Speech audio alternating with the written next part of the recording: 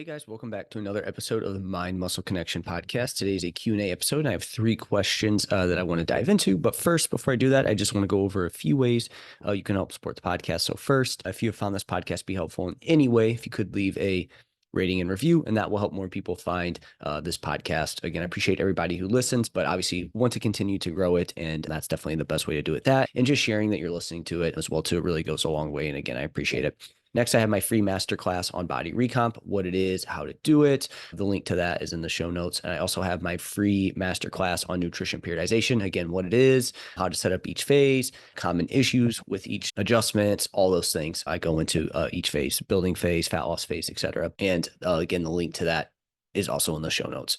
Next, if you haven't yet, give me a follow on Instagram, Jeff, HOEHN_, and that's where I'm most active on social media. If you have any questions, I'm just a DM away. Again, if there's something in here that you hear me saying, you want me to clear up or you're not sure on, you can always reach out to me there. And that's the fastest way to do that.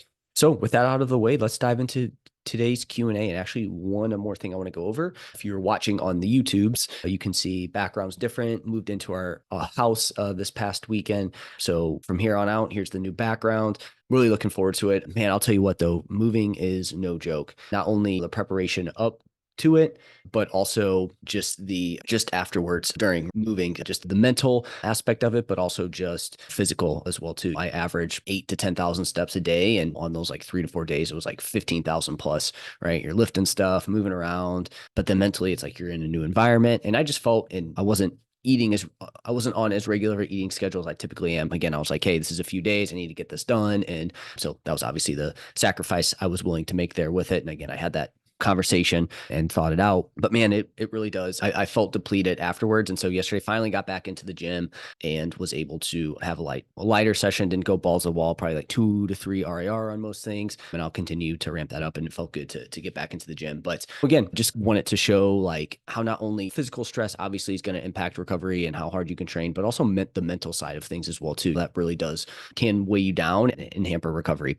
Yeah, with that out of the way, let's dive into today's question. So the first question is, if one lifts 2 times daily, 5 times per week, would 2 days off in a row lead to more super compensation? So how I took this question, I'm not going to take this from the specific of, hey, if you're training two times a week. I think 2 times a day, 4 or 5 times a week is probably too much for most people. I don't think you necessarily need to train that much. So that's not how I'm going to take this, right? I'm going to take this from do I think it would be better to have 2 days off in a row, or just do 3 days on, 1 day off, 2 days off, or 2 days on and then a day off, right? What would be better? So I don't think there would be anything special from taking 2 days off in a row. Okay. So that's my way to sum this up. I don't think there's going to be any like physiological benefit from a muscle building standpoint or strength standpoint that's going to do it. Now, again, if you're training a muscle group on the last day and then you have 2 days off and then go back to that muscle group, I do think having 2 days off would probably be better than one at that standpoint. But if we're just talking about, hey, you train like legs on the one day, then you have 2 days off and then you do upper body, I don't think you're going to get any extra benefit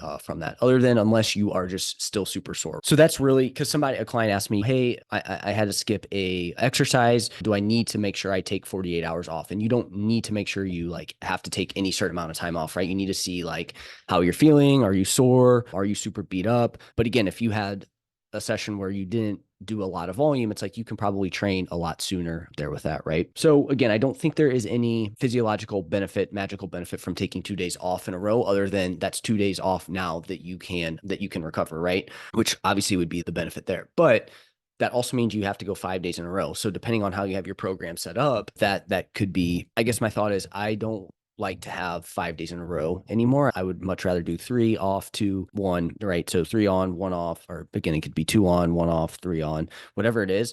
Just having that off day in the middle there, because again, that I feel like 5 days in a row, those last sessions, session 4 and 5, are you still able to push yourself as much as you can? If you're somebody that, again, the program's set up to where you have off plenty of time, each muscle group is fresh, and you can still push it on day 4 and 5, then I think doing 2 days in a row would be beneficial. But if you're like me, and something I have found out is once I get to those, if I do 5 sessions in a row, that quality definitely goes down in session 4 and 5, even though it's not necessarily like muscle fatigue, it's just mental fatigue. there. Just test it out, see what works better for you. And again, it also really does depend on how your program is set up as well too, right? Just because again, everyone's program is a little bit different there with that. So that's how I would go. Again, I don't think there's going to be any magical benefit from taking 2 days off versus one, doing 2 in a row versus one and breaking it up, other than that's just a little bit more time to recover. So test it out and see. Again, if you're someone that you train 5 days a week and for you taking just Saturday and Sunday off works best for your schedule, then again, that's something we have to consider, right? This is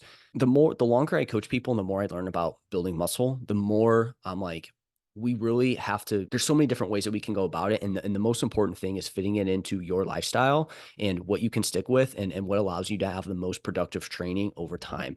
Again, that setup's going to look a lot different from each person. Like I said, for me personally, I would much rather do 2 to 3 on, 1 off, 2 to 3 on, 1 off versus doing 5 and then 2. I just, again, find that those last couple sessions. So that's my thought. But again, the overarching kind of question there is I don't think there's going to be any, at least I know I'm not aware of anything to where physiologically it's, oh, hey, you had 2 days off. There's going to be this massive benefit versus just taking 1 day off. Again, other than you just have, that's an extra day of recovery, which again could lead to better performance there. So again, we just have to test this. If you were a client, I would test this out and see what works best for you. All right, let's go to the next question. How much do maintenance calories change during active rest?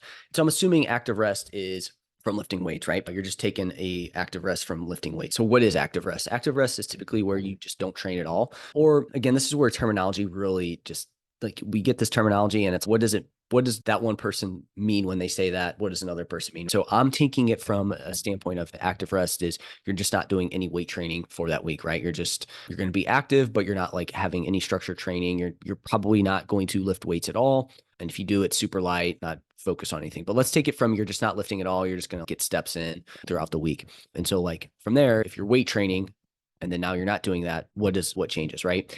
And this is really hard to say. For one, I don't think you're going to see a huge energy expenditure decrease by not doing your weight training. You really don't burn that many calories in your weight training sessions, right? Probably a couple hundred. If you think about it, your typical, we're doing 5 to 15 reps, let's say you're doing 10 to 15 sets per workout, anywhere from 60 to 2 to 3 minute rest. You're really not doing a lot. So you're not really missing out on any energy expenditure, right? I would say the only thing that you'd be missing out on is lifting weights can help with insulin sensitivity. It can help direct the nutrients that you give it much better. So I would say that would be the only downside to that. So this is where I'm saying like, this is one of my points that I would say here is if you're in a surplus during an active rest, before an active rest week, and then you take an active rest week, I would probably bring you down to maintenance, what your maintenance is. And again, you should have that. If you don't, maybe you're taking off 102 calories, just again, because for that reason, not because of the energy expenditure, right? We're not, but let's say you're at maintenance. What would you do then? If somebody was at maintenance and I would not change their calories. I'd be like, hey, let's just stay at maintenance, right? Because you wouldn't want to go into a deficit. And again, you're not expending a ton of energy in your weight training sessions.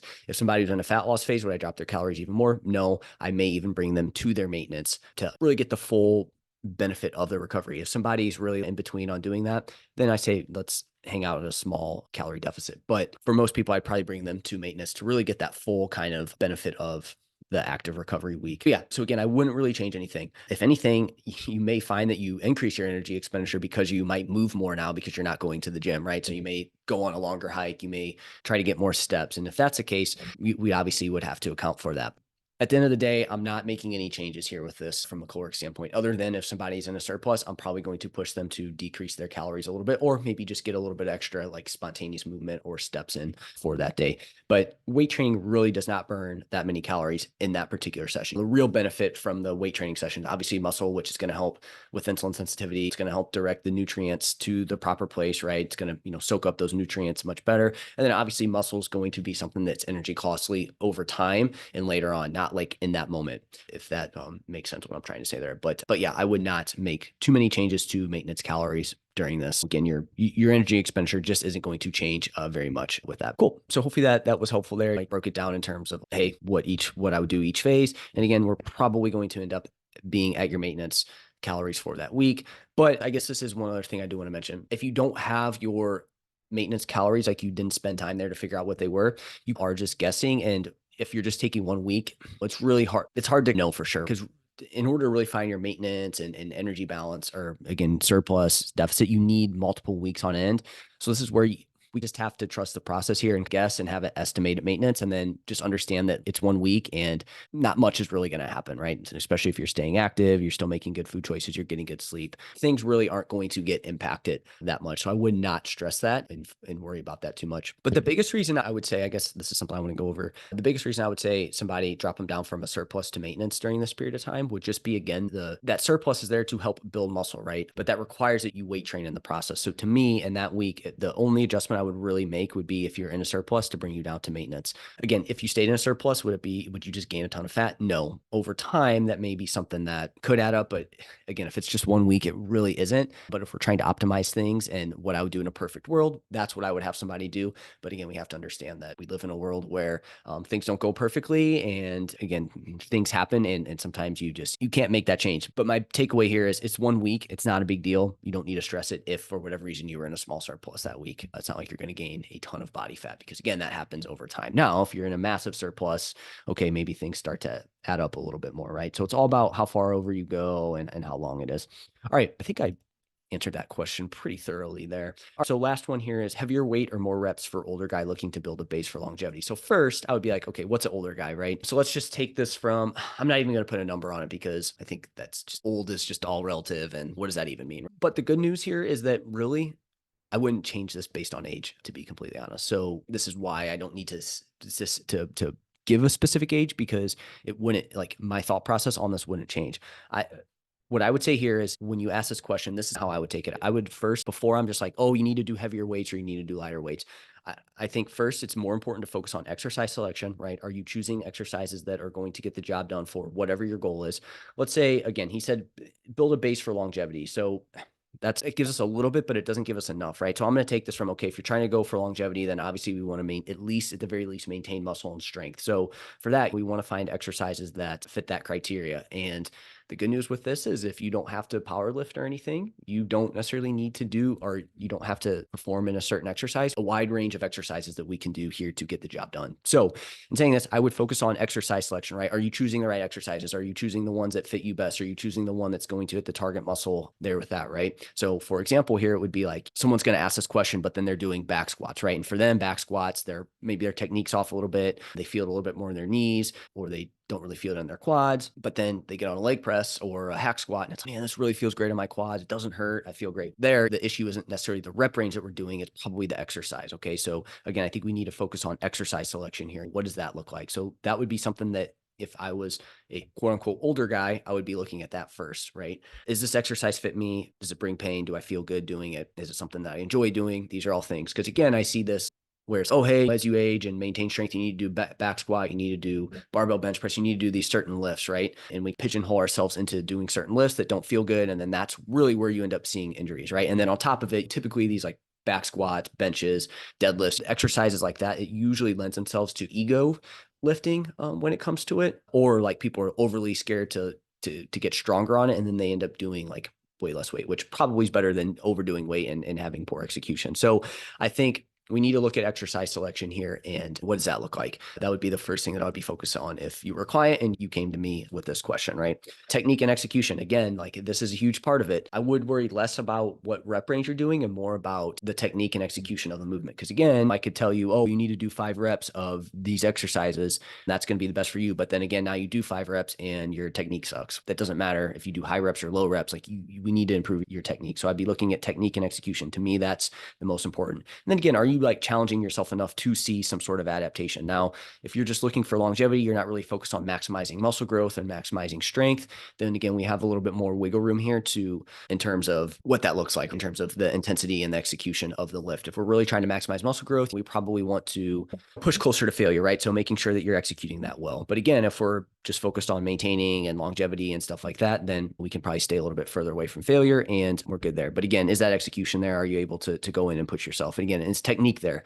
I think technique's going to be individual to the person, but also the exercise that you're doing as well too. But is that there? What does that look like? That's going to be super important. And then just your overall programming, right? What does that look like? Because again, I could sit here and be like, you need to do heavier reps or you need to do lighter reps. Again, what your entire program looks like is going to be most important, because somebody could be doing 5 reps of everything and they could be doing something multiple times a week, and that's not going to be great, right? It doesn't, like, the rep range is irrelevant at that point. It's hey, your programming can probably be improved. Those would be the three things I would look at first. I would make that adjustment. From there, I would have you spend most of your training in the 5 to 15 rep range. And what that's made up of in between is ultimately comes down to the exercise selection, what it is, what our overall goal is, what you enjoy best, and what have you spent the less time, the least amount of time doing there with that. And again, what feels good to you, which I think goes back to the preference, right? So what this all means is I really wouldn't change this based on age. I think I don't like this question of, oh, I heard that. And I'm not saying that I don't like this question. Like, you shouldn't ask me this question. I think it's a valid question, but I think we're asking the wrong question here. And it's not anything you did. It's just how this is portrayed of, because I remember when I came into fitness, it was like, oh, should I do, you do heavier reps for this, you do lighter reps for this. And it's like, again, we know that's not necessarily the case there. You can work through multiple rep ranges, and especially from a muscle building standpoint. Now, if you're trying to maximize strength, well, again, this is going to change what we're trying to do. But you mentioned you are going for longevity, so that is going to alter it a little bit. And I think that 5 to 15 rep range is perfect because you're going to get a little bit of strength work in there, closer to the 5 reps, and then you're going to get a little bit more hypertrophy pump type training when you get closer to that 10 to 15 rep range there. And again, I think in terms of what the exact split looks like is really going to come down to you and all those things I mentioned. But I would say 80 to 90 to 100% of your training needs to be in this 5 to 15 rep range and focused on those three things that I talked about initially. And that needs to be the focus versus, hey, should I do heavier reps or lighter reps? Because again, it's going to depend on the exercise you do. So what if I told you needed to do heavier reps and then you throw in dumbbell lateral raises? So you're going to do sets of 5, 3 to 5 on that? Probably not. So I think it's dependent on all these things. And we have that 5 to 15 rep range, and where exactly we fall is going to depend on all those things I talked about there with that. And so this kind of comes back to the initial question of, hey, should I take 2 days off or 1 day off? And really it comes down to preference, what fits your lifestyle, what works best for you, and then molding that to you. Again, that's exactly what I do with coaching, is ask questions, get feedback, make adjustments, make sure you're seeing the results that you want to see. If you're not, then we need to reevaluate and see what is causing you to not see the results you want to see, right? And a lot of times we have a little bit more wiggle room with things than we think. And really it just is, what can we do over time that you can stick with is going to keep you moving forward there with that. So some great questions. I have a few more that I'm going to answer next week. Hopefully, if you watched on the YouTubes, you like the new setup. I'm sure I'll add things. My bookshelf, my bookcase now, and with all my books is over to the right, so you can't see anymore. So you can't see how smart I am. No, just kidding. But yeah, that was it for this episode. Again, if you guys have any questions, you can reach out to me on Instagram. Make sure you give me a follow. Lastly, if you thought of if you've had these questions yourself and you just need some guidance on it, you need a strategy moving forward, then that's what my free 30-minute strategy call is for. The link to that is in the show notes. And I look forward to chatting with you if you decide to do that. If not, appreciate you listening. And I will make sure I continue to try and put out the best information I can. Appreciate you guys. Talk to you next time.